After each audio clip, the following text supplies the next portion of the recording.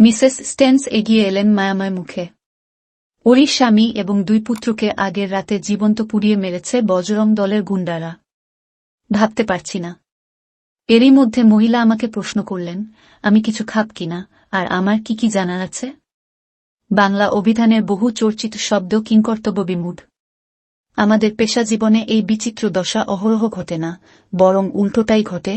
কর্তব্য সম্বন্ধে আমরা অতি সজাগ এবং সক্রিয় থাকি। বলা ভালো, খানিকটা সুযোগের অপেক্ষায় থাকি, মুহূর্তের অপেক্ষায় থাকি, পেলেই বাজিমাত।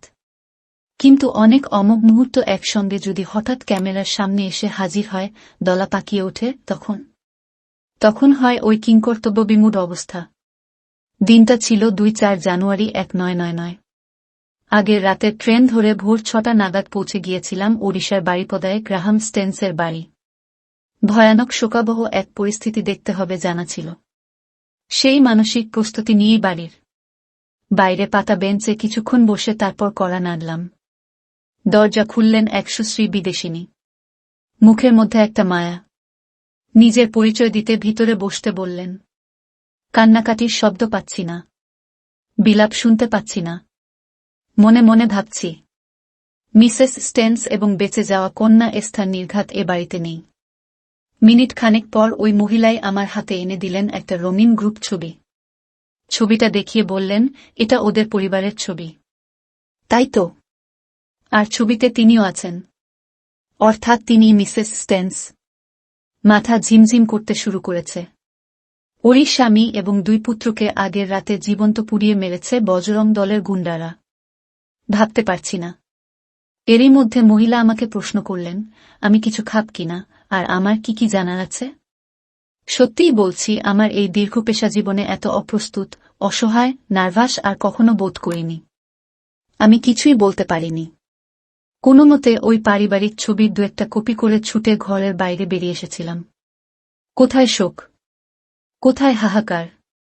তিনি কি শোকে পাথর হয়ে গেছেন, নাকি শোকতাপের ঊর্ধ্বে।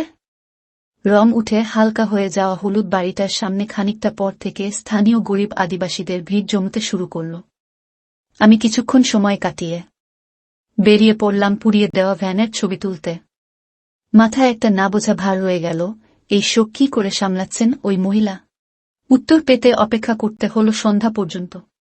৩টে কালো কফিনে এল গ্রাহাম স্টেন্স এবং তার দুই পুত্রের দেহ। শুনেছি গাড়ির দরজার কাছে পুড়ে ঝাঁঝরা হয়ে পড়েছিল ২ শিশুর দেহ, কিছু পোড়া হাড়ের টুকরো ভরে এসেছিল কফিন। বজরং গুন্ডারা গাড়ি বাইরে থেকে আটকে আগুন ধরিয়ে দিয়েছিল। কান্নার চাপা আওয়াজে ভারী হয়ে উঠেছে পরিবেশ। শোকে স্তব্ধ গোটা এলাকা। ইতিমধ্যে কলকাতা, দিল্লি থেকে এসে হাজির হয়েছেন বেশ কিছু সাংবাদিক। ঘটনার বর্বরতায় সকলে বাকরুদ্ধ। বাড়ির হলঘরে শোয়ানো হয়েছে মিস্টার স্টেন্সের কফিন। দুই পাশে অপেক্ষাকৃত ছোট ২ কফিনে ফিলিপ আর টিমোথি। চোখের জলে বিদায় জানাচ্ছেন স্থানীয় মানুষজন। কফিনে মাথা ঠেকিয়ে কেঁদে ভেঙে পড়ছেন কেউ কেউ। সবই হচ্ছে নিঃশব্দ নীরবতায়। এরই মধ্যে হালকা বেগুনি সালোয়ার কামিজ পরা মেয়েকে নিয়ে হাজির হলেন মিসেস স্টেন্স। আমি ভুল দেখছি না তো। দুজনের চোখে কান্নার চিহ্ন মাত্র নেই, বরং একটা হালকা হাসি লেগে আছে। নিজের চোখকে বিশ্বাস করতে পারছি না। শাটার টিপে চলেছি, কোনো দুর্বল মুহূর্ত যদি পাই। বাচ্চা মেয়েটা ভাইয়ের কফিনের দিকে তাকিয়ে আছে, তার চোখে তো হাহাকার দেখতে পাচ্ছি না। আমি কিছুতেই মেলাতে পারছি না। মিনিট ২-১ নিজেদের মধ্যে কথা বলে ভিতরে গেলেন মা মেয়ে। আমি ক্যামেরা গুটিয়ে বেরিয়ে এলাম। বাইরের বেঞ্চে আর বসার জায়গা নেই তখন। এক কোণায় দাঁড়িয়ে একটু ভেবে শেষ পর্যন্ত দেখা করতে গেলাম ভেতরে। মিসেস স্টেন্স এগিয়ে এলেন সেই মায়ামাখা মুখে। বোধ হয় নিজেই বুঝেছিলেন আমার মনের অবস্থা। স্বগতোক্তির মতো বললেন, they have done their job, so they returned. আদ্যন্ত বস্তুবাদী আমার মন জুড়ে তখন ৭ সাগরের উথাল পাথাল।